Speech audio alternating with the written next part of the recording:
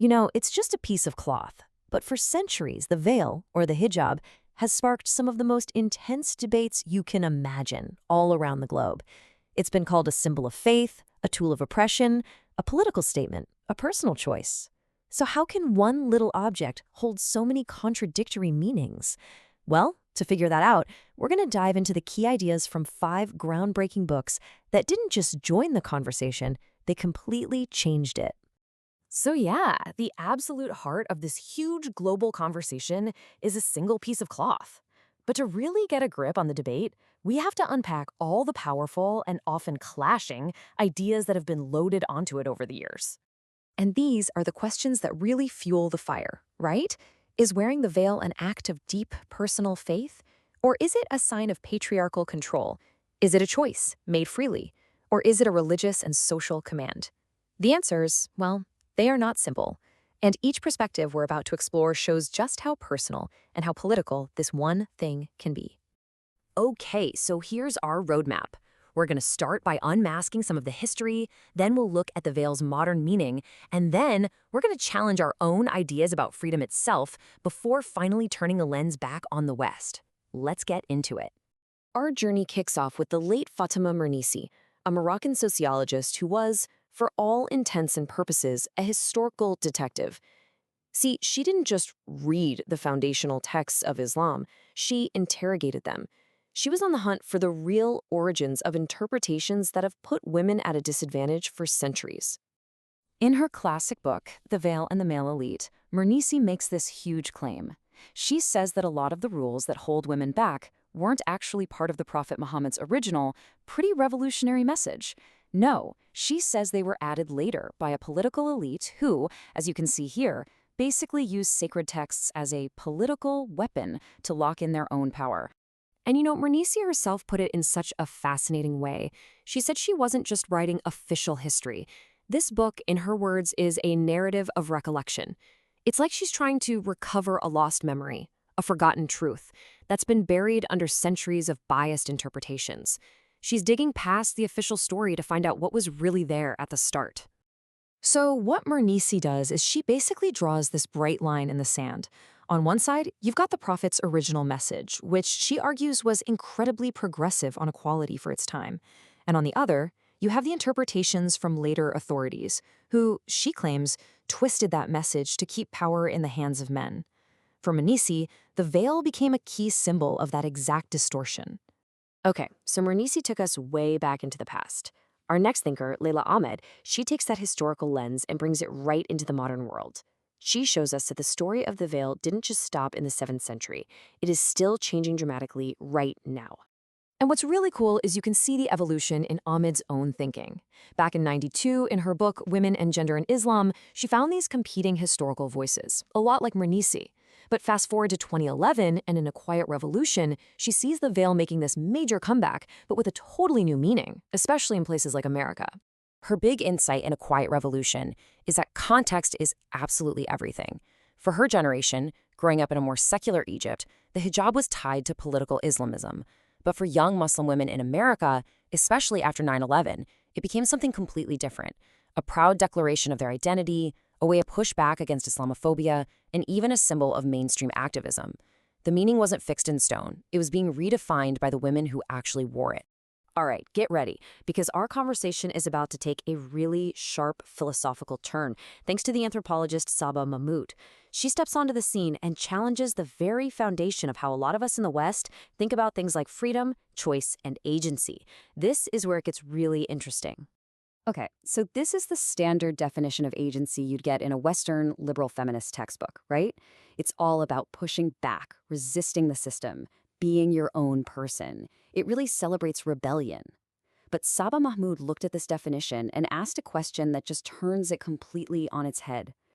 And here it is, Mahmood's radical challenge. She asks, what if agency isn't only about resistance? What if, for some people, real agency, real power, is found not in breaking the rules, but in the disciplined, difficult, and chosen act of submitting to them to become a better, more pious person? In her book Politics of Piety, Mahmood actually studied women in Cairo's mosque movement, and for them, putting on the hijab wasn't a passive act of being oppressed, not at all. It was part of an active, lifelong project of self-cultivation, a chosen practice to become more humble. Her point is, if we only see this as a lack of freedom, we're imposing our own Western ideas and completely missing what's actually going on in their lives. So, Mernisi, Ahmed, and Mahmoud all ask us to look closer at the veil and the women who wear it. But our final scholar, Leela Abulukad, she just flips the whole script. She turns the camera around and puts the focus squarely on the West and its obsession with saving Muslim women. Her book's title asks this really provocative question: do Muslim women need saving? And her answer is a powerful takedown of that entire savior narrative. She argues that this impulse, which might seem well-intentioned, often does way more harm than good by squashing complex realities into simple stories that just happen to serve Western political goals. She points to this whole genre of what she calls pulp nonfiction. You've probably seen these best-selling memoirs with these really dramatic titles like Sold or The Caged Virgin. The problem, she says, is that they often present one single brutal story as if it's the only story. They end up creating this caricature that reduces millions of diverse women to just one-dimensional victims waiting for a Western hero to rescue them. She has a name for this: gendered Orientalism. It sounds academic, but the idea is actually pretty simple. It's a modern twist on the old colonial idea that the East is backwards and needs saving by the West. Only now it's dressed up in the language of feminism and human rights. Abulagud's warning is sharp. We should be really, really suspicious whenever the plight of women is used to justify bombs and military action. So, where does all of this leave us? After journeying through these powerful and often clashing ideas, it's pretty clear there is no single easy answer. And maybe that's the point. The goal isn't to decide who's right, but to hold all these complex, competing truths at the same time and understand why this conversation is so important. So let's just do a quick recap of the ground we've covered. We started with Mernisi, who went back in time to question the source of patriarchal rules. Then Ahmed brought us into today's world, showing how the veil's meaning is always changing. Mahmoud came next and forced us to question our own definitions of freedom. And finally, Abu Lugod turned the mirror back on the West, demanding that we critique our own savior stories. Each of these thinkers added a totally essential piece to this giant puzzle, taking the conversation to a whole new level of nuance. But it's still an unfinished conversation. And that leaves all of us with one last really crucial question. As this debate keeps evolving, whose voices should be at the center of it now? Hello， 大家好，我们今天来聊一个，可以说是全世界最有争议也最 powerful 的象征之一——面纱。你可能觉得很熟悉，但它背后的故事其实比我们想象的要复杂得多。今天我们就来看看几位重要学者的研究，一起来拆解一下这个符号的各种面向。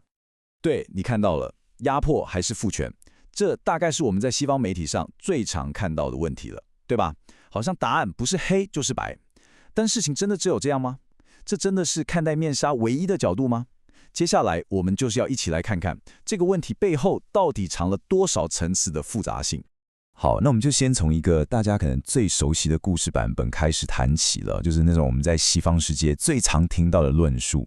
有一位人类学家莱拉·阿布鲁格霍德他对这个现象有非常深刻的观察。这段话其实就点出了一个关键。阿布鲁格霍德他就发现市面上有一种非常受欢迎的书，他把它叫做通俗非小说。你想想看，就是那种很戏剧化的个人回忆录，或是一些报道文学，内容呢多半是关于女性如何受苦，然后怎么样逃出来的故事。这些故事深深地影响了西方世界对穆斯林女性的看法。你看，这些国史其实都有个套路，通常就是主角是一个受压迫的女性，她经历了很多苦难，然后逃了出来，最后呢，在西方世界找到了自由，还得到了认可。听起来很熟悉，对吧？这个公式啊，它就成功的塑造了一种怎么说非常单一，而且被大大简化了的穆斯林女性形象。所以这才是阿布鲁格霍德真正想说的重点。当我们这么执着于拯救这些女性脱下面纱的时候，是不是反而让我们忽略了其他更重要的问题？比方说全球性的不平等、政治权力斗争等等。这个拯救的叙事，它可能变成一个烟雾弹，让我们看不见更深层、更复杂的结构性问题。不过，要真的搞懂面纱，我们不能只看现在，我们得把时间往回拉。因为很多人有一个误解，就是觉得面纱的意义好像自古以来都没变过。事实上完全不是这样。这里呢，我们就要来看看另一位学者，社会学家法蒂玛·梅尔尼西的研究了。这真的非常有意思。他就指出，伊斯兰教一开始其实是带有很强的非暴力跟平等思想的，但是在先知过世之后，情况就变了。一些有权力的男性精英为了巩固自己的地位，开始把一些贬低女性的观念塞进了宗教传统里面，这就变成了一场权势权的斗争。你看，从梅尔尼斯这本书的目录，你就可以感觉到，他想告诉我们的就是，这些对宗教文本的诠释，从来就不是铁板一块、神圣不可侵犯的。它一直以来都是一个充满政治角力的场域，谁掌握了诠释权，谁就掌握了权力。好，那从历史回到现代，面纱在我们这个时代又是怎么一回事呢？这里我们要介绍另一位学者莱拉·艾哈迈德，他用一个很美的词来形容这个现象，叫做一场宁静的革命。你看他这段话，这是他的亲身经历。他说他40年代在开罗长大，那时候戴西甲布的女性非常非常少，几乎只有穆斯林兄弟会的成员才会戴。这点出了一个超级重要的事实：我们今天看到的这种普及化的现代西甲布，它根本不是什么古老的传统，它是一个非常非常现代的产物。我们从这个时间线可以看得更清楚。你看，在1940到60年代，在像开罗这样的大城市，戴面纱反而是少数。但到了70年代，情况开始改变了。随着伊斯兰复兴运动，一种新式的现代的西甲布开始流行起来。然后到了90年代，一直到今天，它就变成了一个全球性的现象。所以你看，这真的不是回到过去，而是一场全新的运动。那为什么会这样呢？原因非常复杂，绝对不是单一的。你看哦，它一方面是一种政治表态，用来对抗西方的文化影响；另外一方面，它也是对西方世俗主义的一种反思。同时，对很多女性来说，这也是她们在现代社会，比如在大学或职场实践个人信仰的一种方式。所以它是政治、认同、信仰全部混在一起的结果。好，讲到这里，就带出了一个我觉得是既迷人又困难的问题，那就是在今天，当一个女性选择戴上面纱的时候，这个选择到底代表了什么？这个问题直接挑战了我们很多人，特别是在西方自由主义的框架下，一个根深蒂固的想法。我们常常会觉得，所谓的自由，或者学术上说的能动性，就是指反抗传统，反抗规范，才叫做有自主性，对吧？但是人类学家萨巴马哈姆德，他就给了我们一个完全不同的思考方向。他说，有没有可能，对某些人来说，能动性不是去打破规则，反而是努力的、主动的去实践这些规则，把遵循传统，像是虔诚的信仰，当成是一种塑造更好自我的道德功课。我知道这个概念听起来可能有点抽象，但这真的是一个很关键的思维转变。也就是说，我们不能简单地把虔诚看成是被动顺从。对很多女性来说，这是一个非常主动的、有意识的自我塑造过程。这就更有趣了。莱拉·埃哈美德在访谈中就发现，在美国，这个我们常常觉得是父权象征的面纱，竟然被很多穆斯林女性赋予了全新的意义。你看，他们用它来呼吁性别正义，挑战西方单一的审美观，或是骄傲地展现自己的少数族裔身份。面纱反而变成了一种社会批判的工具。好，我们绕了一圈，从历史、政治到个人的选择，那这一切到底告诉我们什么？最后，让我们再回到一开始提到的学者莱拉·阿布鲁格活德来做个总结。综合前面谈的这一切，我们可能会得到一个结论：当我们把所有焦点都只放在面纱这块布上的时候，它其实很容易就变成一种让我们分心的东西。它让我们可以很方便的不去看、不去想那些更棘手、更让人不舒服的真相，像是全球性的不公义、战争，还有我们自己的国家在这些事情里面到底扮演了什么样的角色。阿布卢格霍德这句话可以说是总结了一切。他提醒我们要小心，不要那么轻易的就把面纱直接画上不自由的等号。因为真正的问题从来就不是那块布本身，真正的问题是我们以及整个世界在这块布上面投射了太多太沉重的政治意义。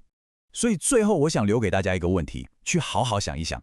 我们真正该问的，或许不是穆斯林女性需不需要被拯救，而是我们这种想要去拯救她们的冲动本身，是不是才最需要被检视的？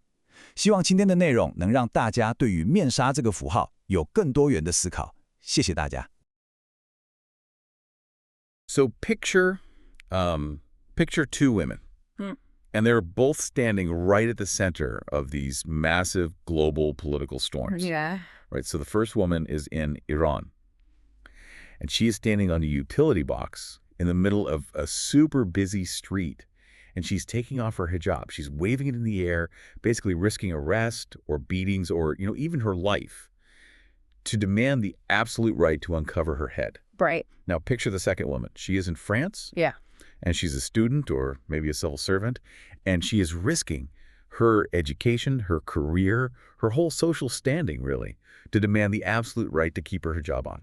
It's just, it's a profound paradox. Yeah. And if you try to look at both of those women through like a single simplistic lens of who is oppressed and who is liberated, the entire framework just shatters. You just can't make sense of it. Exactly. Usually when we talk about human rights or liberation, we want a clear x-ray. Right. Want the obvious problem. Yeah. Yeah, we want to see the jagged white line of the broken bone, point to it, and just say, there is the oppression, let's fix it. Because we like things to be binary, broken or not broken, free or unfree. For sure. But when you actually step into the world of global feminism, of agency, and specifically the lives of Muslim women, that X-ray machine is utterly useless. The diagnostic landscape is just incredibly murky. It really is. And that is exactly why we are here. So welcome to today's deep dive. We are so thrilled to have you with us. Today, we aren't just like skimming the surface. We're staging a really serious, rigorous intellectual roundtable. Yeah, we have a formidable stack of texts today, a ton of historical and ethnographic research.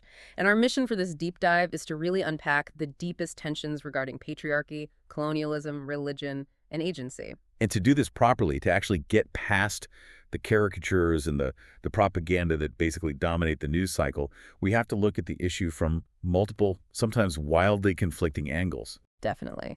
So we are anchoring our exploration around a very powerful, very fiery text by Mona Eltahawy called Headscarves and Hymens. Right. It is essentially a manifesto of pure outrage. But we cannot read it in isolation. We really have to place her arguments into a crucible with these other historical excavations, anthropological studies, and post-colonial critiques. Yeah, we're bringing in Fatima Mernisi, Layla Ahmed, Leila Abu Luhud, and Saba Mahmoud. Because our goal today isn't to just give you, like, a table of contents or a dry summary of these books. We want to figure out the deep underlying mechanics of this debate. Exactly. We need to ask the hard questions, like when does a feminist critique tell the unvarnished truth about systemic violence?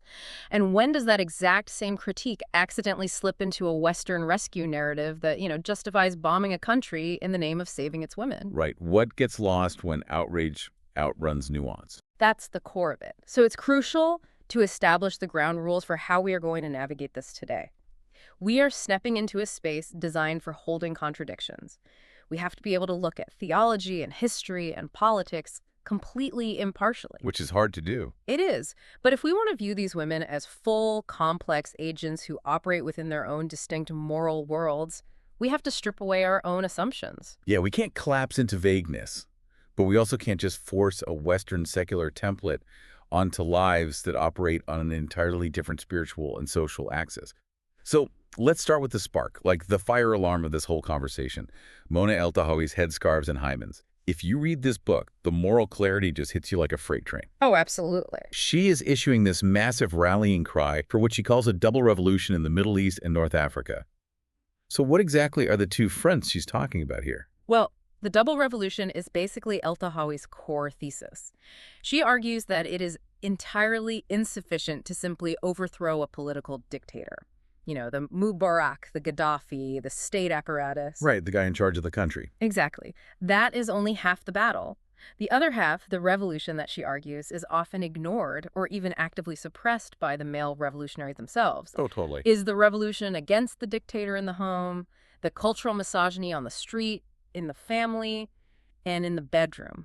And she is incredibly visceral about where this battlefield is located. It's not in abstract policy. It is literally on the physical bodies of women. I mean, the title, Headscarves and Hymens, isn't just a catchy phrase. No, it's her entire diagnostic framework. Right. She is arguing that women in the region are relentlessly reduced to these two physical and symbolic markers. Yeah, she breaks it down into public and private policing.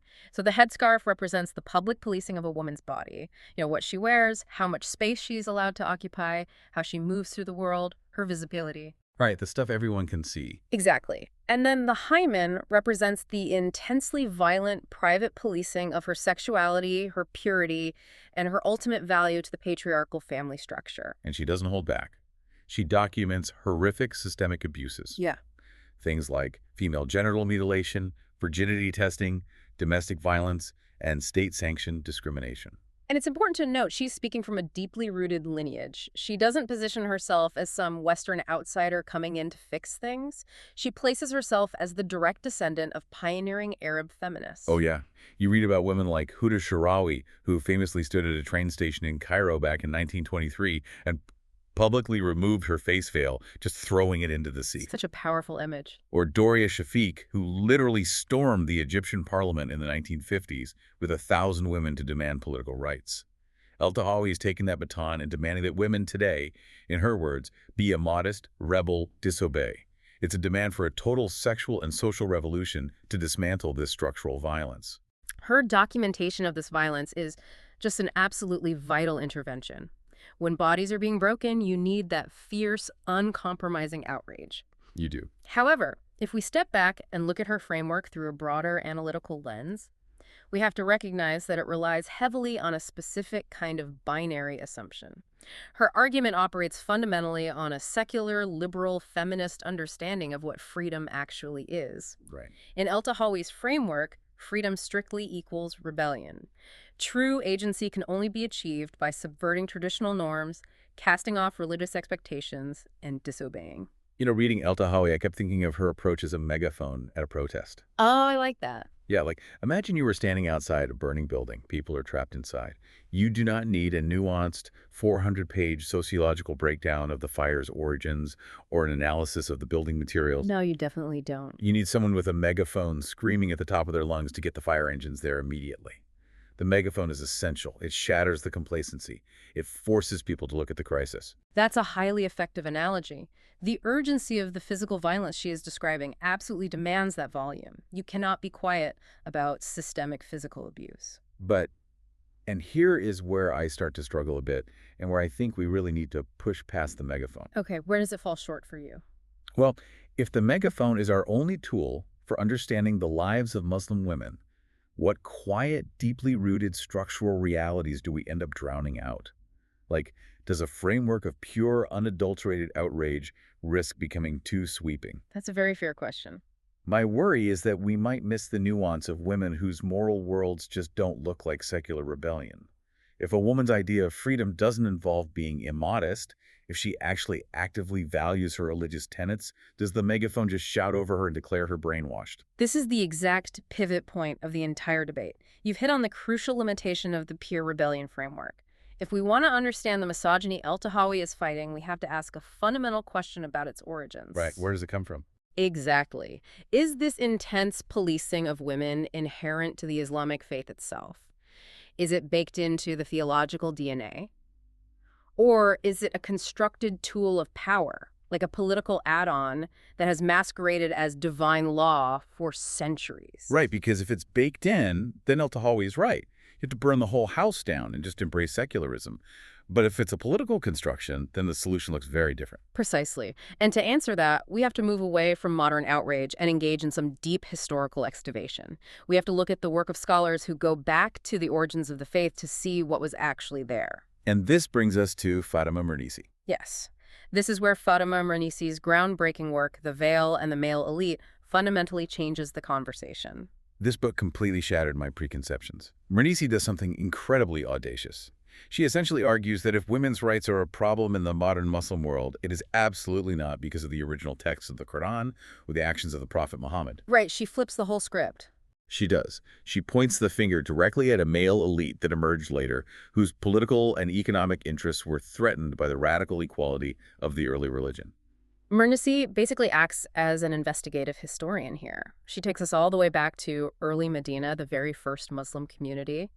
And the picture she paints, which is based on exhaustive textual evidence, is of a place of radical social revolution. It's so different from what you'd expect. It really is. According to her analysis, the prophet was a leader who was actively hostile to entrenched hierarchies.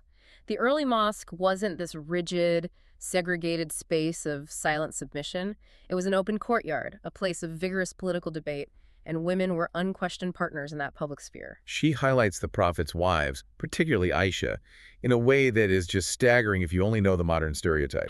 Oh, Aisha's history is incredible. Right. I mean, Aisha wasn't quietly secluded in some private domestic sphere. She was a formidable political and military figure. She literally commanded an entire army at the Battle of the Camel. Yes, she did. And she transmitted vast amounts of religious knowledge and jurisprudence that men relied upon. She was a public authority. Exactly. Aisha's historical reality is undeniable. So Mernisi asks the logical question, how did we get from a religion where a woman commands an army and dictates religious law to a system that claims a woman's voice is inherently shameful and must be silenced? Yeah, how does that happen?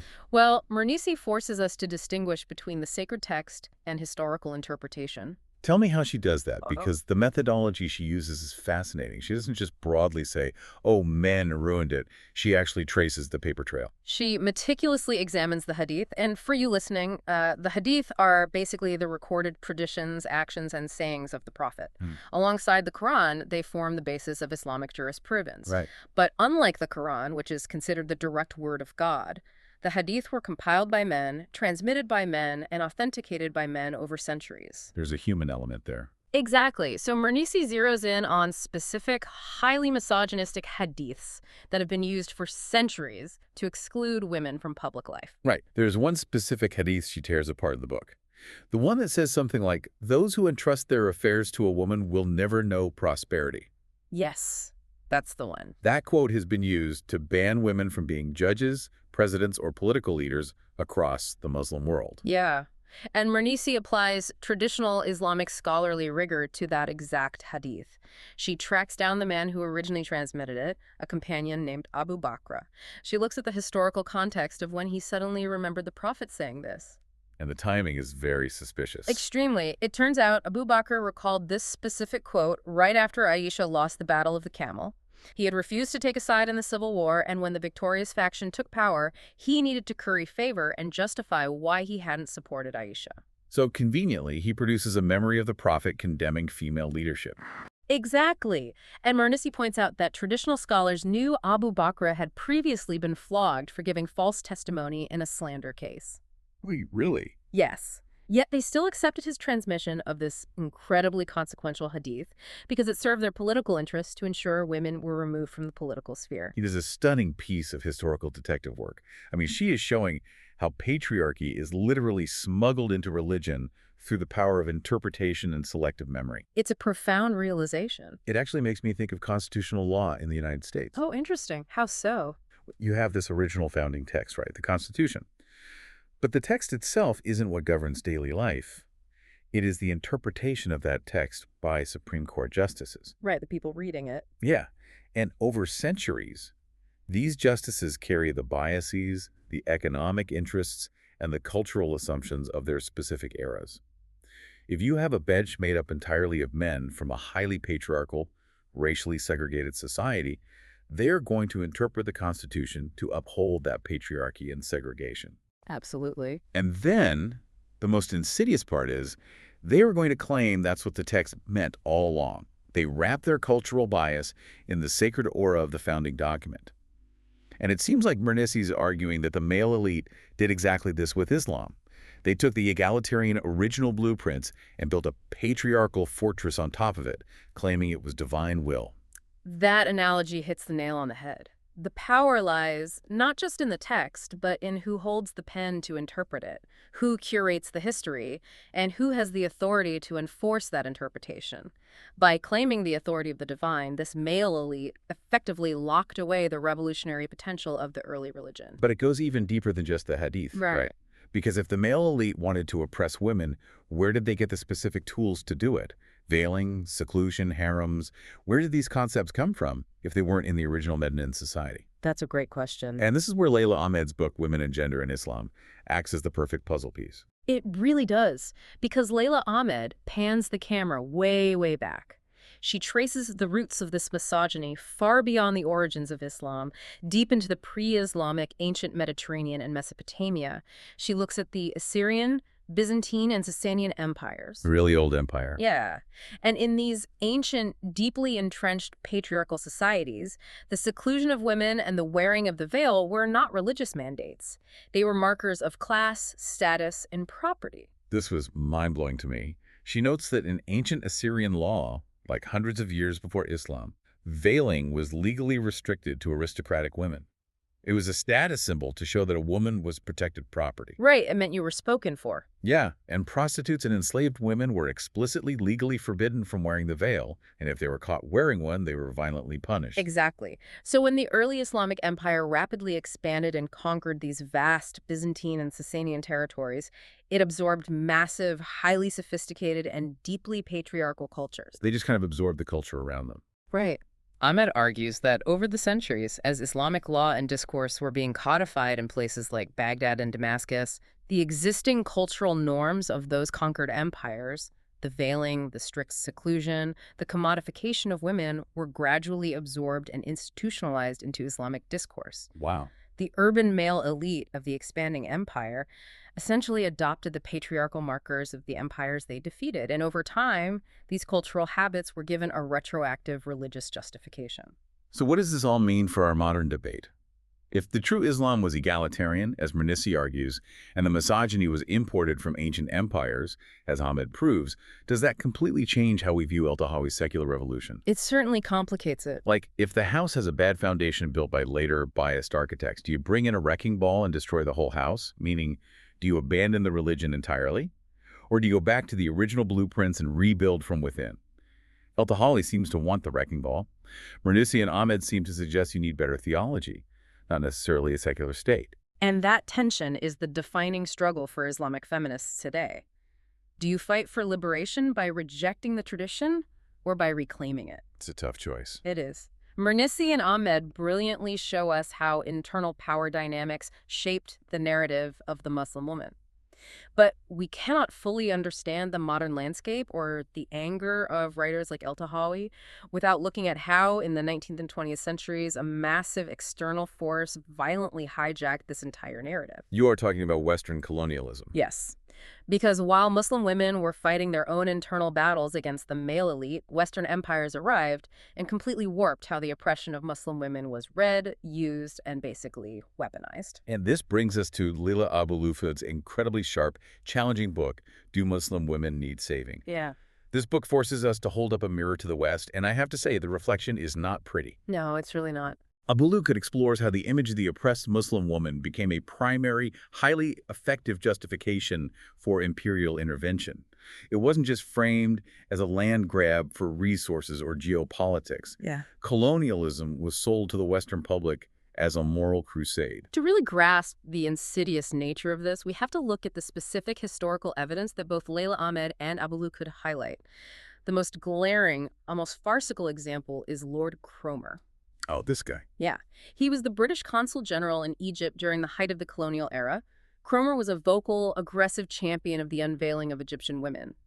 He wrote extensively that Islam inherently degraded women, and that in order to civilize Egypt and bring it into the modern world, women needed to shed the veil and adopt Western dress and norms. So he sounded like a feminist. On the surface, yes. He used the rhetoric of feminism, the language of women's liberation, to justify British domination and the suppression of Egyptian sovereignty. But the breathtaking, almost unbelievable hypocrisy here is his track record back home. It's stunning. Back in England, this exact same Lord Cromer was a founding member and the president of the Men's League for opposing women's suffrage. You can't make it up. He was actively politically fighting against women's right to vote in his own country. He argued that women lacked the intellect for politics. Yet in Egypt, he is suddenly the grand savior of women's rights. It perfectly exposes the mechanics of the colonial rescue narrative. Furthermore, while he was preaching about liberating Egyptian women from Islamic backwardness, his actual colonial policies in Egypt severely restricted funding for the education of Egyptian girls. Wait, really? So he didn't even want them educated? No. He deliberately curtailed female medical education because he believed the colonial state only needed a basic class of male clerks, not highly educated women. He didn't care at all about women's liberation. He cared about cultural domination. The veil was just a convenient target to prove the backwardness of the colonized culture. And Abu Lughod forces us to realize that this isn't just ancient history. She pulls this colonial playbook right into the 21st century. She points out how, immediately following the September 11th attacks, the rhetoric of saving Muslim women was dusted off and weaponized all over again to manufacture consent for war. Exactly. I remember this clearly. We heard Laura Bush giving a historic radio address, basically taking over the president's weekly slot to use the plight of Afghan women under the Taliban as a moral justification for the war on terror. Sherry Blair in the UK did the exact same thing. Yeah, as the British journalist Polly Toynbee noted at the time, the burqa effectively became the battle flag of the war in Afghanistan. Suddenly, military intervention wasn't just about catching terrorists or securing geopolitical interests. It was framed as a feminist rescue mission. Right. Abu Lughod argues that this rescue narrative is deeply patronizing and dangerous. It assumes that Muslim women are helpless, passive victims who must be saved by the enlightened secular West. She is so sharp on how the publishing industry and the media feed this machine. She dissects what she calls the pornography of pain and pulp nonfiction. Those are such evocative terms. Think about the books that inevitably dominate Western bestseller lists. Books like Half the Sky by Nicholas Kristof and Cheryl Wu Dunn, or the memoirs by Ayaan Hirsi Ali. Abu Lughod argues these narratives, while they may contain real stories of suffering, are packaged to create a mythical, homogenized, monolithic place she simply calls Islamland. Islamland is the perfect term for it. In the Western imagination, it is this vast, undifferentiated, backward space stretching all the way from Morocco to Indonesia. The cultural nuances, the distinct political histories, the class differences, all of it is flattened. Just totally erased. Yes. The only story that the West wants to buy is the story of a woman escaping the barbaric brown men of Islamland, usually running into the waiting, civilized arms of Europe or America. If we connect this to the bigger picture, the profound hypocrisy of the rescue narrative is that it relies on a highly selective, transcendent moral crusade. It allows Western audiences to read a book, feel a surge of pity, feel incredibly smug and morally superior about their own society, while completely ignoring Western complicity in the actual violence happening to these women. That's the darkest part of it. Right. We cry over the burqa, but we ignore the structural violence of poverty, the legacy of colonial borders, the devastating economic sanctions, the global arms trading, and the relentless militarism that actually kills and harms these women on a daily basis. It focuses entirely on cultural and religious oppression while miraculously erasing political and economic oppression. It perfectly illustrates Gayatri Spivak's famous razor-sharp quote describing the colonial dynamic. She calls it, "white men saving brown women from brown men." It is a script that has played out over and over for more than a century. Okay, but I have to really wrestle with this for a second, because this is where the intellectual knot gets incredibly tight. Go for it. If we completely reject the rescue narrative because it is tainted by colonialism and hypocrisy, do we risk abandoning international feminist solidarity entirely? Like, how do we validate Mona Eltahawy's very real, very bloody documentation of misogyny? Because the women she is writing about are actually suffering. They are actually being beaten. They're actually facing female genital mutilation. How do we support them without accidentally providing ammunition to the neoconservative forces who just want an excuse to bomb the Middle East? It's a huge dilemma. If I speak out against the forced hijab in Iran, am I just being Lord Cromer? How do you walk that tightrope? It is arguably the most difficult tightrope in global politics. And you are right to struggle with it. Abu Lughod isn't saying that violence doesn't exist or that we shouldn't care. She is warning us about how our caring is politically deployed. Right, who's using our outrage? Exactly. And the ultimate symbol that gets weaponized in both the Western rescue narrative and the local patriarchal narrative, the absolute center of the battlefield, is the veil. To truly understand agency, To escape the trap of El-Tahali's secular binary on one side and the colonial rescue narrative on the other, we have to look at how women themselves have redefined the veil in recent decades. Let's do exactly that. We're jumping back into Layla Ahmed's work, specifically her later book, A Quiet Revolution, which traces the modern history of the veil. When I read this, it completely upended my understanding of the timeline. Oh, the timeline is fascinating. Ahmed notes that if you went to Cairo or Beirut or Baghdad in the 1950s and 60s, the veil was largely considered a relic. Thinkers of that era, like the great historian Albert Hourani, wrote that the veil was vanishing entirely from the urban landscape. It was seen as something only older rural women wore. Right. But then we hit the 1970s, 80s, and 90s, and the veil makes this massive, entirely unexpected resurgence. Why? If it was dying, how did it come back so forcefully? To understand the how and the why, we really have to look at the massive economic and political shifts of the 1970s. In Egypt, for example, Anwar Sadat opens up the economy. You have a massive influx of rural, lower-middle-class families sending their daughters to urban universities for the very first time. Okay, so a demographic shift. Huge shift. And the secular Arab nationalism of the previous decades had failed to deliver prosperity, and it had suffered devastating military defeats. So in this vacuum, the Islamic resurgence takes hold, heavily influenced by groups like the Muslim Brotherhood. But the key point Ahmed makes is that it wasn't just a top-down mandate of men forcing it on women. Exactly. For many young, educated, university-going women, adopting the new style of veil, the modern hijab was an intensely active choice. It solved a multitude of practical and political problems. Like what? Well, practically, it allowed women from conservative backgrounds to enter mixed-gender universities, ride crowded public buses, and enter the workforce while signaling a moral seriousness that protected them from harassment and preserved their family's reputation. So it was a practical tool for mobility, like a shield almost. Yes, but politically, it was even more significant. Adopting the hijab became a form of anti-Western resistance. It was a rejection of the colonial legacy that said, to be modern is to be Western. It was a call for social justice and a protest against the capitalist, consumerist commodification of women's bodies. By adopting the veil, these women were claiming space in the public sphere on their own terms.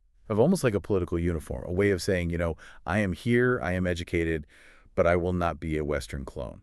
Precisely. That makes perfect sense to a political secular mind. Like, I can understand the agency in wearing a uniform of resistance. Yeah. But then we introduce the final book in our crucible.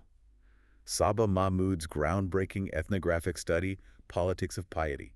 And let me tell you, this book broke my brain. It is a challenging read for a secular audience. Definitely. Mahmood spends years living with and studying the women's mosque movement in Cairo, Egypt. And she finds something totally different from the political resistance that Layla Ahmed observed. Mahmood's work is arguably the most challenging text we are discussing today because it forces a complete reevaluation of how we define freedom. Mahmood finds that the women in this conservative mosque movement are not wearing the veil as a political protest against the West. They are not wearing it as a feminist critique of capitalist commodification. Right. They are doing it as a deliberate, active cultivation of a specific religious virtue called al-haya, which translates roughly to modesty, shyness, or bashfulness. Okay, and this is where I need you to help me, because my Western, secular, liberal, feminist instincts immediately kick in. When I hear that a woman is dedicating her life to cultivating shyness and modesty within a patriarchal religious structure, my immediate thought is, that is internalized misogyny. Right, she's brainwashed. Yeah, she has been brainwashed by the patriarchy to police her own behavior. Liberal feminism, the framework El-Tahawi uses, assumes that agency only exists when a woman is resisting, subverting, or overthrowing patriarchal norms. If a woman is adhering to a norm that demands modesty, the liberal assumption is that she is suffering from false consciousness. She just doesn't know she's oppressed. And Mahmood says that exact assumption is incredibly condescending and completely fails to capture the reality of these women's lives. Mahmood argues that by insisting agency only equals resistance, liberal feminism renders the lives, desires, and spiritual triumphs of millions of pious women completely illegible. We literally lack the vocabulary to understand them. So how does Mahmood explain their agency? Because she insists they do have agency. Mahmood argues that for these women, donning the veil is an active, agentival practice of submitting to God. It is a disciplined ethical formation. To understand it, Mahmood draws heavily on Aristotelian concepts of habituation. Okay, unpack that for me. In liberal thought, we usually believe that our internal feelings dictate our outward actions. I feel modest, therefore I dress modestly. But Mahmud's subjects believe the exact opposite. The bodily action creates the internal state. Exactly. The outward behavior of the body constitutes the means through which the internal spiritual reality is realized. Veiling doesn't express an existing modesty. The disciplined act of veiling day after day actually creates the virtue of alhaya within the soul.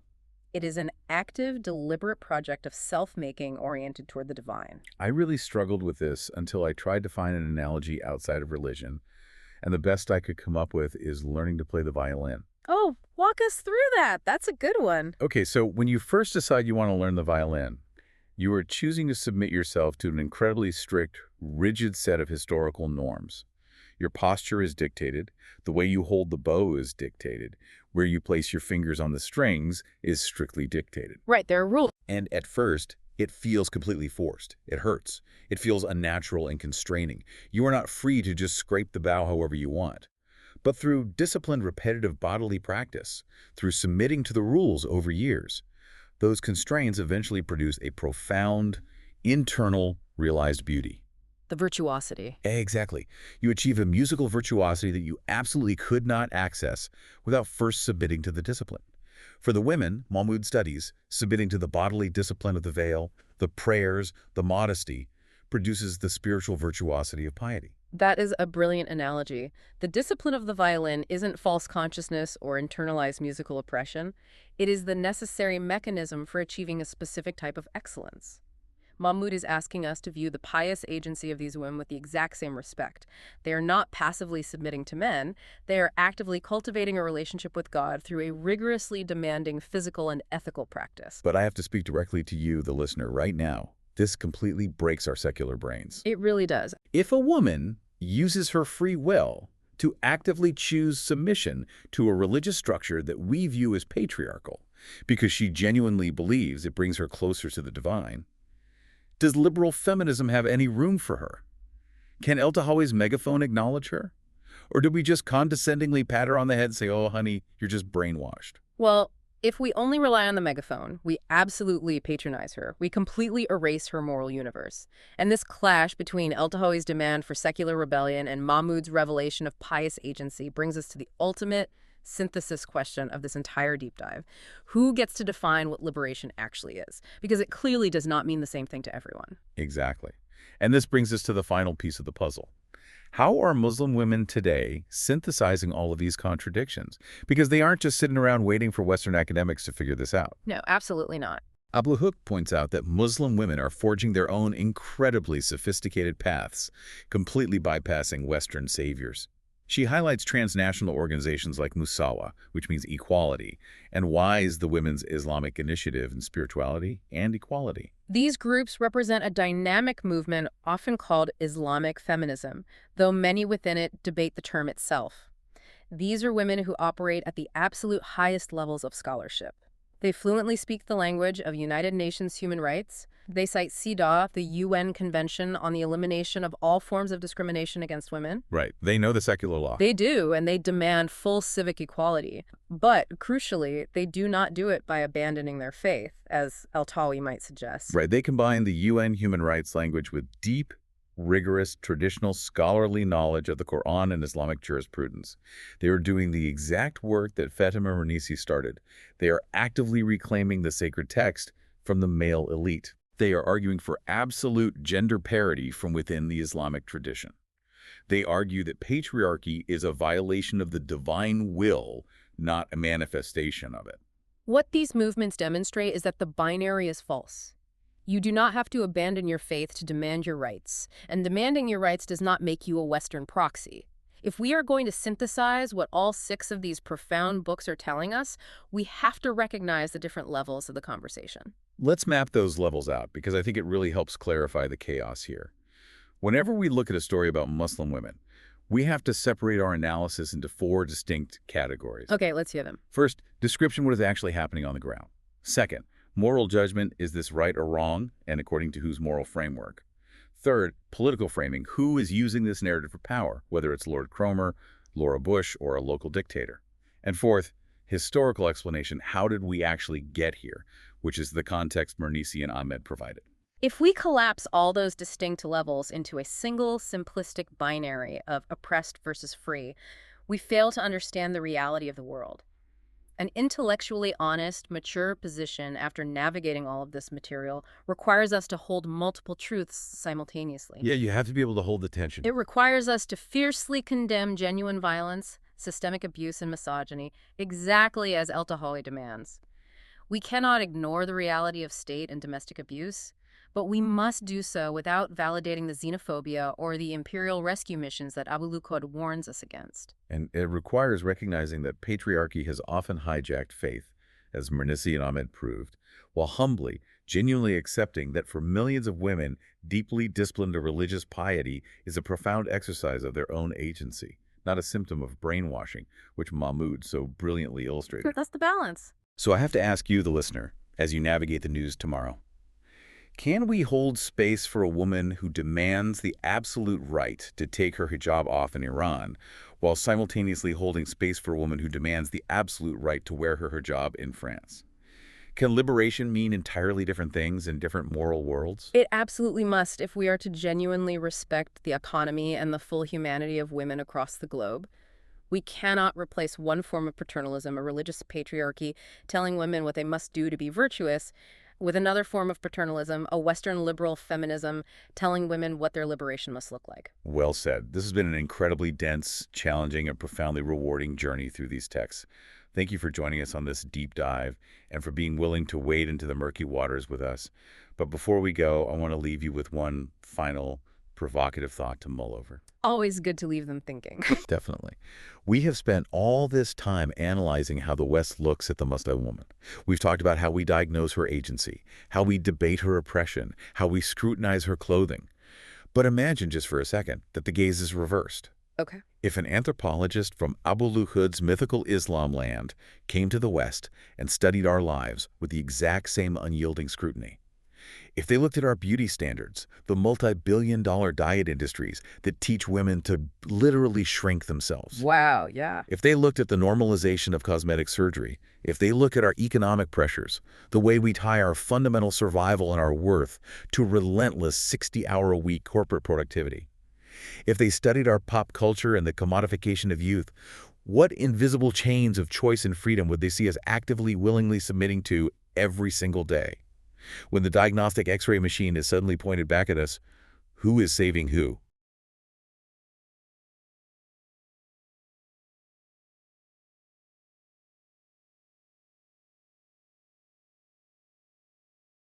Welcome to The Debate. When a building is actively burning down, you don't stand on the sidewalk analyzing the chemical composition of the smoke. Right, you act. Exactly. You pull the fire alarm. It is loud, it is jarring, and it completely lacks musical nuance. But, it's the only moral response to an immediate emergency. I hear that, but if you treat every structural issue in a complex city as, like, a 5-alarm fire, you end up dispatching axes and high-pressure hoses to fix a malfunctioning thermostat. Okay, but... And in doing that, you might wash away the building's foundation entirely. You leave the residents exposed to the elements, all while proudly claiming you saved them from the flames. Well, today we are asking a critical question.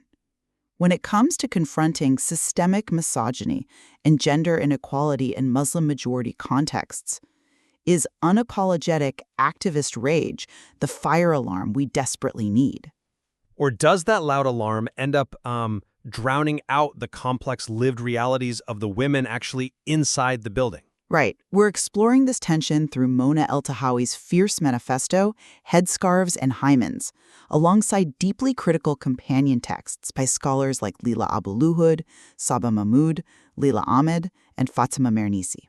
Yeah, and I'll be pushing back on the activist framing today. My argument is that this kind of polemical approach relies on a flattened, mythical idea of what anthropologist Leila Abu Lughod calls Islam land. I think El-Tahawi's approach, while, very passionate, ignores historical nuance, post-colonial power dynamics, and the reality that women's agency does not always look like secular feminist rebellion. And I am taking the side that El-Tahawi's blunt moral clarity is urgently required. We have to name and dismantle the very real violent control of women's bodies, a control that's enforced by both the state and the street. Okay, let's get into it. Let's start right at the core of El-Tahawi's thesis, because we have to look unblinkingly at the reality she describes. She argues that the Arab world desperately needs a sexual revolution. A controversial claim for sure. Very. Because misogyny in these contexts isn't just like a background hum.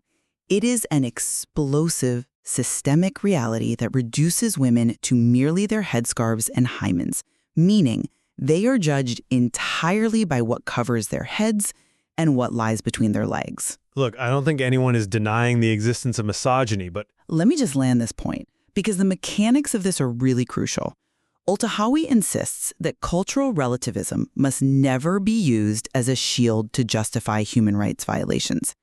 And, to be clear, this isn't just some modern secular critique imposed from the outside. you're talking about Mernisi's work. Exactly. The Moroccan sociologist Fatima Mernisi does incredible historical work showing us that early Islam, under the Prophet, was actually highly egalitarian. Women argued in the mosque, they were military commanders. Right, Mernisi's The Veil and the Male Elite is foundational there. It is.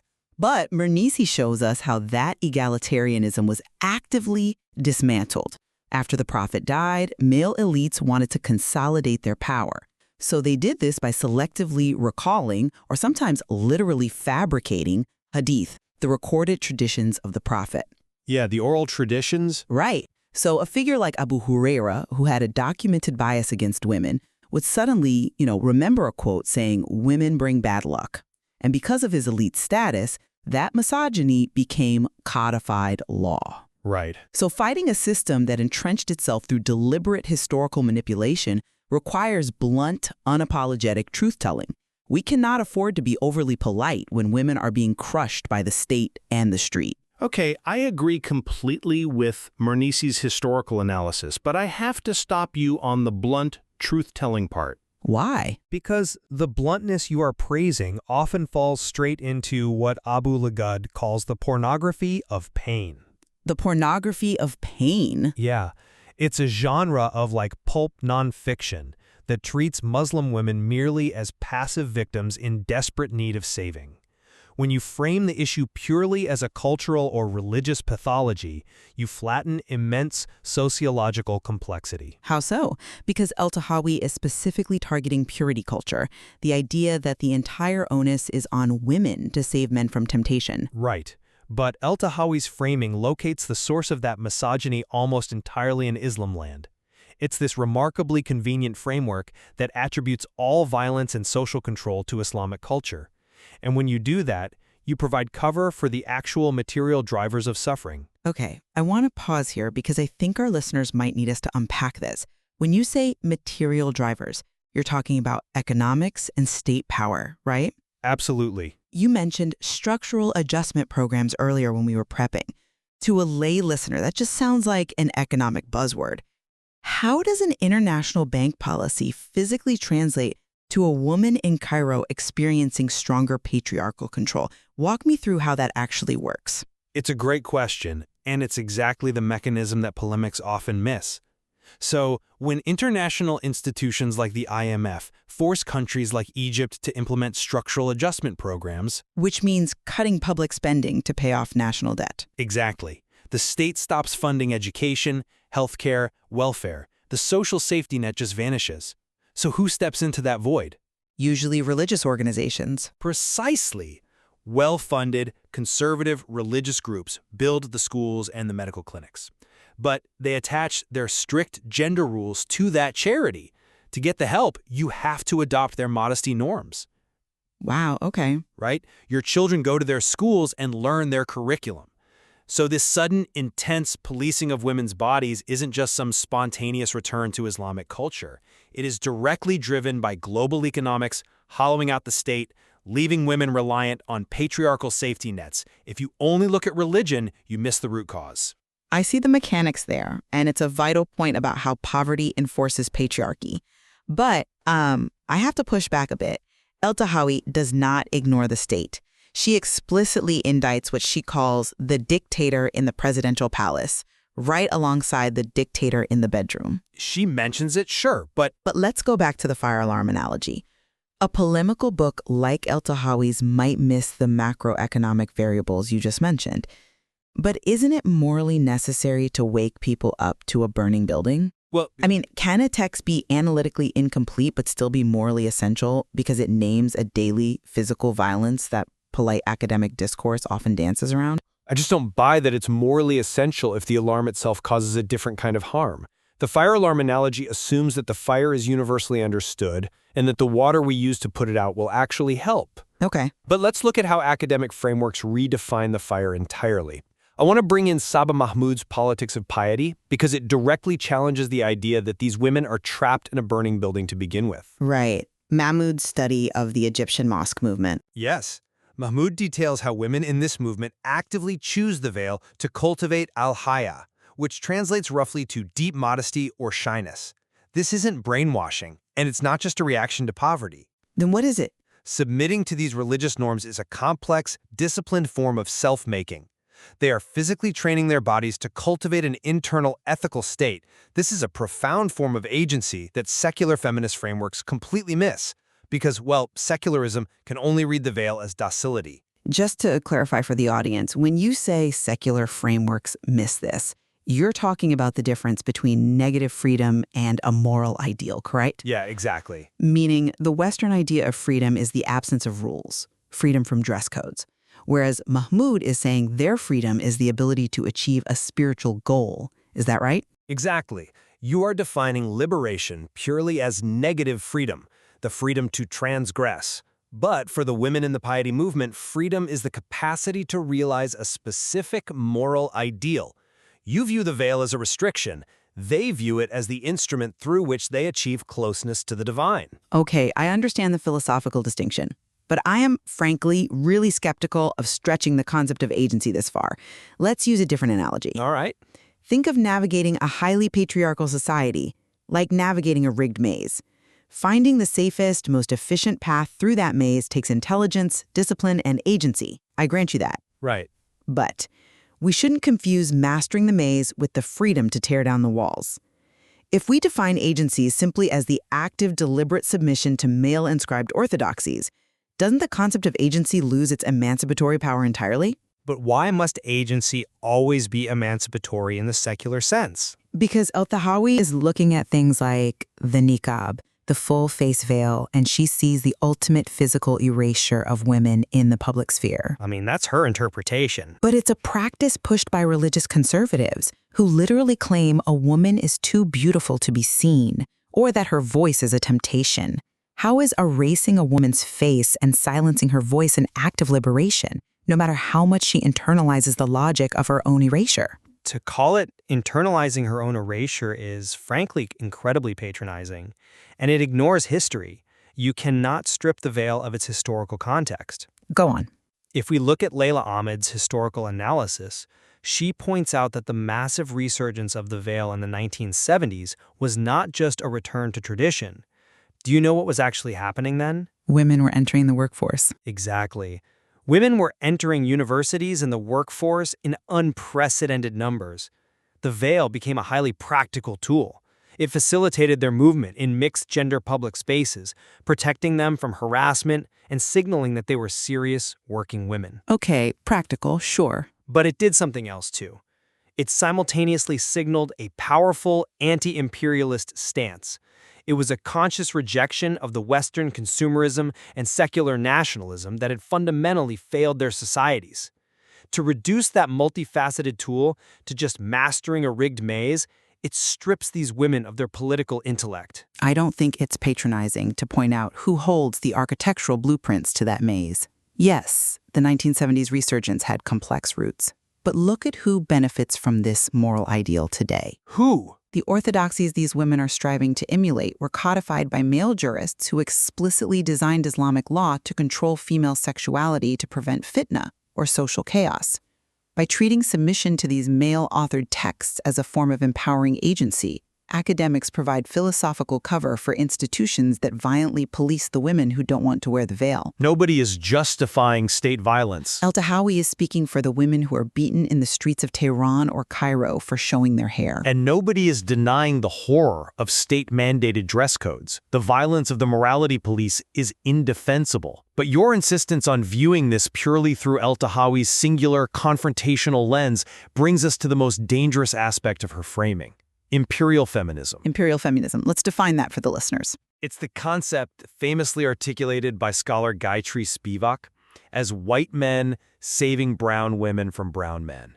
It's when the language of women's rights is co-opted to justify empire and military intervention. Right. When El-Tahawi uses sweeping civilizational rhetoric about the Arab world needing a sexual revolution, she is, however unintentionally, handing ammunition to empire. But is that just a theoretical academic anxiety, or is there a real mechanism behind that? It is a documented historical mechanism. Look at Lord Cromer, the British consul general in Egypt in the late 19th and early 20th centuries. Okay. Cromer explicitly used the oppression of women in Islam to justify the colonial occupation of Egypt.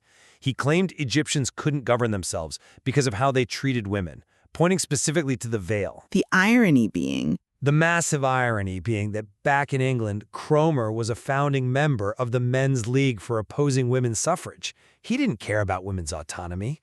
He cared about maintaining the empire.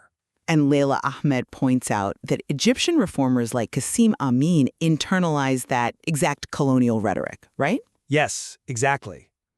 Amin championed unveiling in early 20th century Egypt, but he essentially copy-pasted the arguments of the British occupiers. He told Egyptians, "We are backward because our women are veiled." Wow. He wasn't advocating for women's autonomy. He was advocating for a bourgeois, Western-style family structure, so Egypt could look modern to Europe. That is how imperial feminism works mechanically. You use women's rights as a Trojan horse. Today, El-Tahawi's rhetoric risks being weaponized by the modern Western right wing to justify militarism, border closures, and Islamophobia, all under the guise of saving women. That is a deeply compelling historical parallel. But I have to ask, how does El-Tahawi herself navigate this? Because she isn't naive to it. She explicitly and aggressively rejects this weaponization. True, but in her writing, she demands that Western allies fight their own right wing rather than using her critique against Muslims.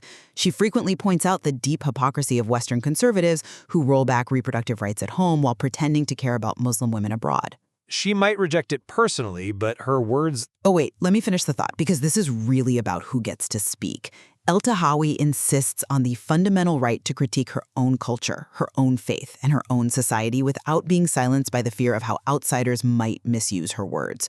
Why should Muslim women be forced to censor their own trauma just to maintain a united anti-imperialist front? Because words do not exist in a vacuum, and the geopolitics of critique matter immensely.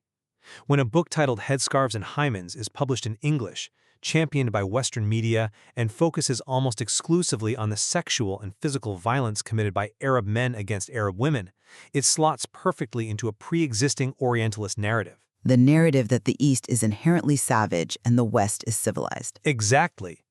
Abu Lagoud asks a vital question in her book, Do Muslim Women Need Saving?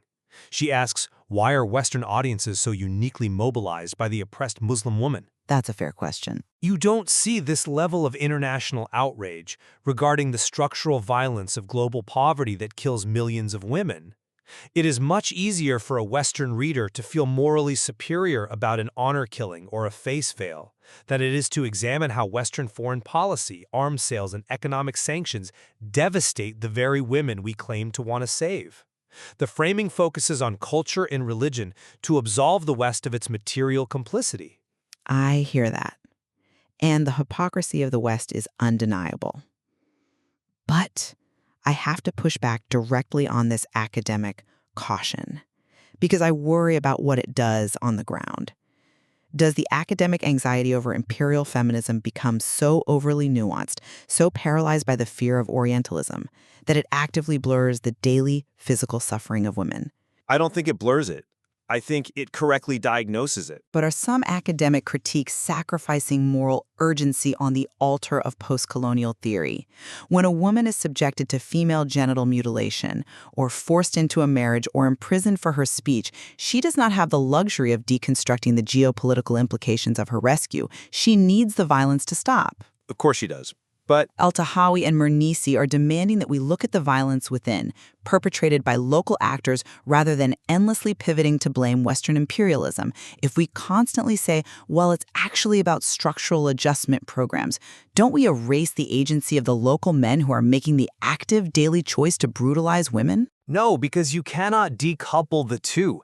Analyzing the root causes of societal violence isn't sacrificing moral urgency. It's the absolute prerequisite for actually solving the problem. If you only look at the cultural symptom, the misogyny, and ignore the structural disease, authoritarianism, poverty, imperial disruption, your sexual revolution will fail because the material conditions supporting the patriarchy remain entirely intact. But El-Tahawy argues that the culture itself is the disease. And that is exactly where she alienates her own base. When we elevate voices that only align with Western secular feminism, we end up drowning out the Islamic feminists who are actually doing the work on the ground. Like who? Look at the Musawa movement, for instance. They are a global movement fighting for justice and equality within the Muslim family. They aren't burning the whole system down. They are fighting for gender justice within the Islamic tradition. Through text interpretation. Yes, using Quranic exegesis to demand legal equality. They are proving that the religious tradition is highly elastic and can support women's liberation. When polemicists declare war on the culture itself, they alienate the very masses of women whose liberation they claim to advocate. I wouldn't say El-Tahawy is declaring war on the culture. I think she'd say she is declaring war on the control of women's bodies that masquerades as culture. But as we synthesize this discussion, it's clear we are circling a profound tension. Yeah, a massive one. On one side, there is the undeniable urgency of fighting gendered violence. El-Tahawy and Mernisi model an unapologetic moral clarity. They recognize that male elites have historically monopolized both religious text and state power, and they argue that dismantling this requires a loud, fierce, and unequivocal demand for bodily autonomy. Sometimes, activist rage is the only force strong enough to break through decades of entrenched, normalized abuse. And on the other side, we have the vital need for analytical rigor, historical context, and deep respect for women's diverse forms of agency. As outlined by Abulugad, Mahmoud, and Ahmed, activist rage, while undeniably powerful, fundamentally flattens the complexity of women's lives. Right. It risks replacing a patriarchal script of how a woman should behave with a secular, liberal script of how a woman should rebel.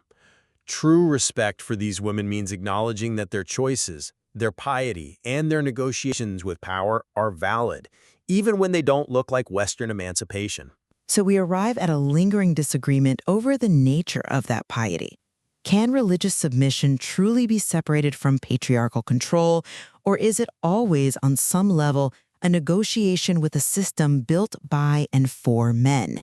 We also leave open the question of whether the fear of imperialist narratives inadvertently obscures the very real, localized suffering of women. And conversely, whether the demand for immediate, blunt moral clarity ends up feeding the very imperialist machines that have harmed these societies for centuries. The source material we've explored today doesn't offer a single, unified path to liberation. Instead, it provides a richer, highly contested map of what freedom actually means. Exactly. The complexities of who gets to define liberation and the metrics we use to measure it warrant much deeper exploration into these foundational texts. So we return to the burning building we started with. Perhaps the truth is that we absolutely must pull the fire alarm to save lives in the immediate term.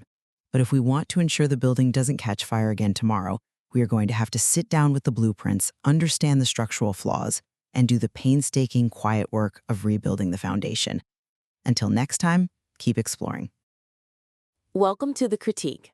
So, this submitted material makes a passionate case for a sexual revolution in the Middle East, really centering on the fight against the systemic policing of women's bodies, which is symbolized by the headscarf and the hymen.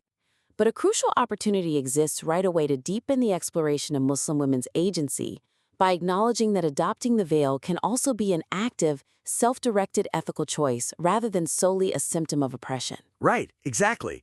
Because the main weakness we're seeing in the current draft is that it treats the hijab almost exclusively as a tool of, patriarchal policing. Yeah, like it's just about female submission. Exactly. And, that framing absolutely aligns with the author's own valid personal rebellion, but it inadvertently flattens the lived experiences of a massive demographic of women. It really does. Yeah, the manuscript basically operates on the assumption that true freedom is only found in resisting or removing the veil, and in doing so, it completely overlooks women who veil voluntarily as an active practice of piety.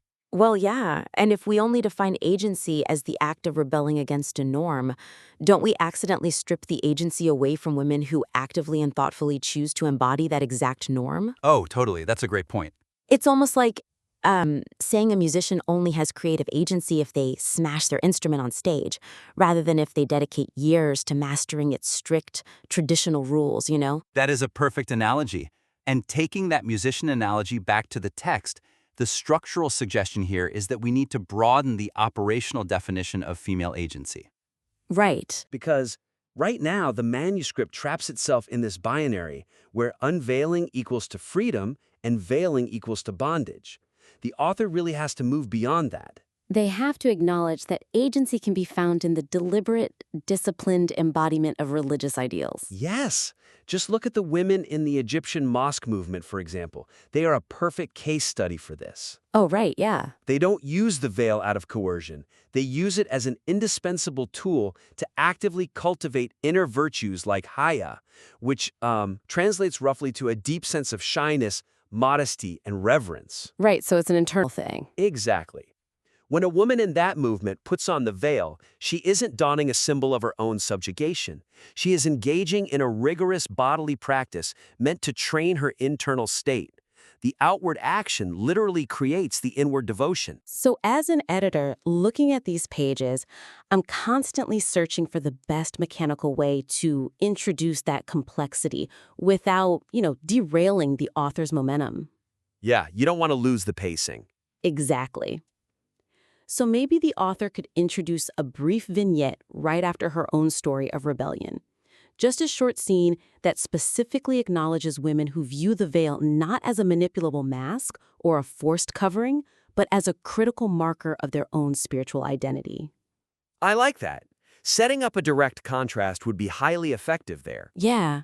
The author can detail her own harrowing personal journey of resisting the veil and then immediately juxtapose that with the quiet, deliberate agency of a woman who freely embraces it. Right. Describe how the physical act of veiling is utilized by that woman to tutor herself in the attribute of modesty. Exactly. The text just needs to show the reader that true feminism has to account for the vast, multifaceted nature of women's choices, even the choices that look, identical to traditional compliance. It enriches the narrative so much. It shows the reader that the exact same garment can function as a tool of oppression in one context and a tool of self-actualization in another. Right. It prevents the reader from falling into that lazy black and white thinking. Which leads directly into the macro issue here. Because, if individual agency is that complicated and nuanced on a personal level, imagine what happens when geopolitics gets a hold of it. Oh boy, yeah. So, the narrative's powerful call for liberation risks being co-opted by problematic Western rescue tropes unless it explicitly distances itself from the historical colonial discourse that equates unveiling with civilizational progress. Yeah, the geopolitical framing here is a total minefield. The weakness staring at us is how starkly the struggle is framed. By pitting the quote-unquote oppressive forces of the Middle East against seemingly idealized Western notions of freedom, the text edges dangerously close to the pulp nonfiction genre.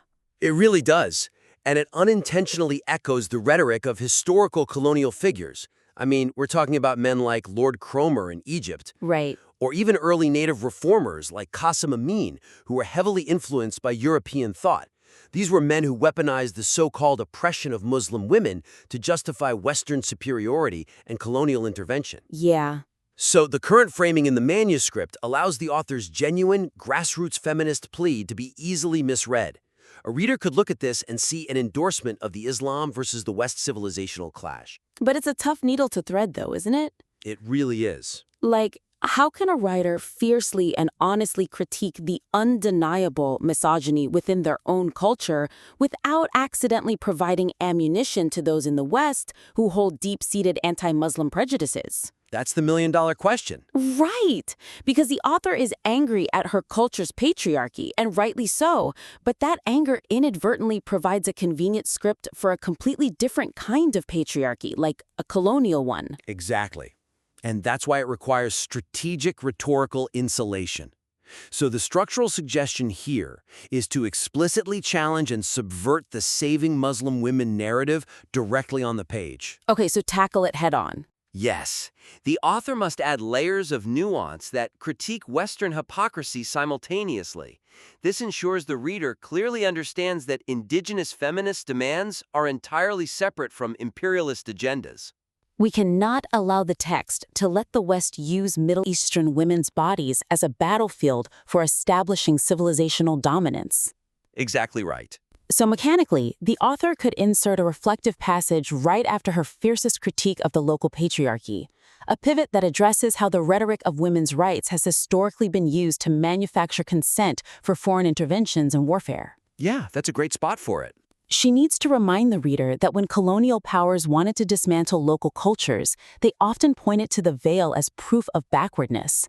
They demanded unveiling not to free the women, but to conquer and assimilate societies. Totally.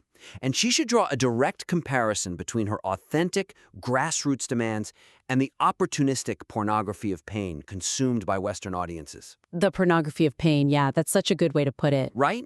Because Western publishing and media frequently crave these stories of victimized Middle Eastern women who eventually recognize the superiority of Western secularism. The author has to make it explicitly clear that this sexual revolution she is calling for is for the dignity and autonomy of the women themselves. It is absolutely not a plea to seek validation from or, assimilation into Western culture. Exactly. A brilliant way to hammer that home would be to expose the historical irony of those colonial administrators you mentioned earlier. Take Lord Cromer. Oh, yeah. He championed unveiling in the Middle East, claiming the veil was a fatal obstacle to the Egyptians' progress. Yet, back in England, he was a founding member and president of the Men's League for Opposing Women Suffrage. Wow. Yeah. He actively fought against women's equality in his own home country while using feminist language to justify occupying Egypt. That is incredible. Dropping that specific historical fact into the text instantly inoculates the manuscript against being co-opted by Western saviors. It really does. Highlighting that hypocrisy tells the Western reader, look, this revolution is not an invitation for your intervention. Right. Because insulating the geopolitical stance protects the author's intent. It keeps the focus on the women themselves rather than allowing their struggle to be hijacked. Exactly. But to fully bulletproof the argument, we have to look at the theological and historical evidence the author uses to dismantle patriarchal claims. So the historical argument against the religious mandate of the hijab can be significantly strengthened by exploring the original spatial and political context of the Quranic revelations. Yeah, because right now, the material leans heavily on very brief citations. It references scholars to state that the hijab is not explicitly prescribed in the Quran and was originally meant to distinguish free women from slaves. Which is true, but the weakness is that this scratches only the surface of the historical reality. It completely misses the deeper, three-dimensional definition of the word hijab, which encompasses the visual, the spatial, and the ethical. it's way more complex. Way more. Furthermore, it ignores the highly specific historical incidents that reveal the veil's original pragmatic purpose. By merely stating that the elite manipulated the text, the material misses a massive opportunity to prove exactly how the text was manipulated. But let me ask you this, because the material already cites heavyweights like Fatima Mernissi and Layla Ahmed to debunk the religious mandate, is simply citing them not enough? Like, why is it crucial to actually take the reader into the historical weeds of 7th century Arabia? Because citing a scholar tells the reader a conclusion, whereas showing the history allows the reader to arrive at the conclusion themselves. Ah, show don't tell. Exactly. So the suggestion is to unpack the etymology and the specific historical descent of the hijab verse.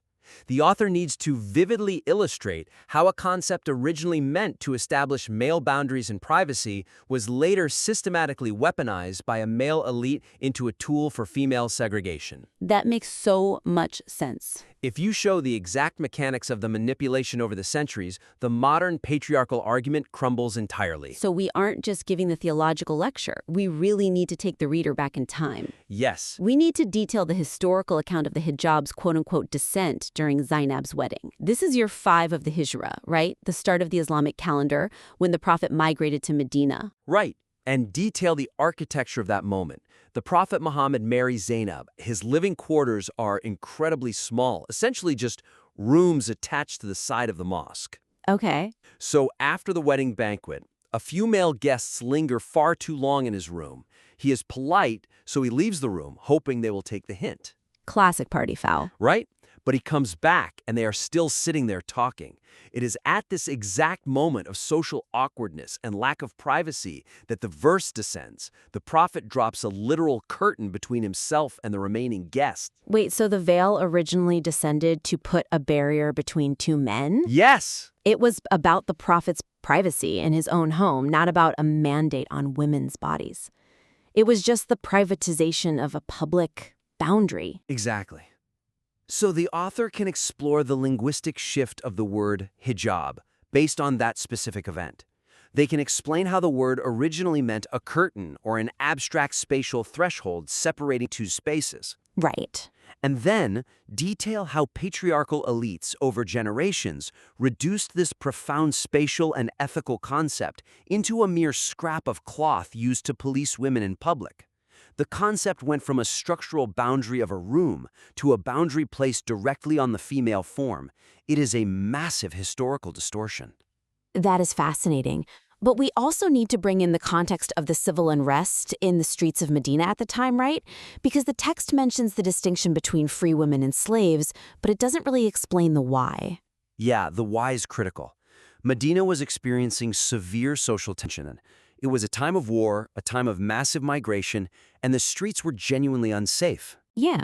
Women were being harassed when they went out at night to relieve themselves. When complaints were brought to the prophet, the excuse given by the harassers was basically, "Oh, we thought they were slaves." Wow. Yeah.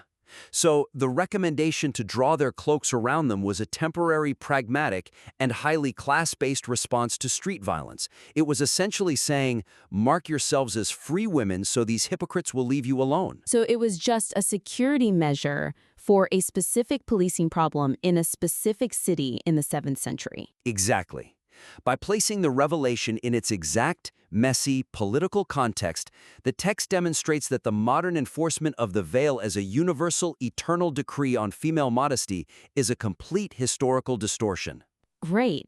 It wasn't a divine imperative about women being inherently tempting.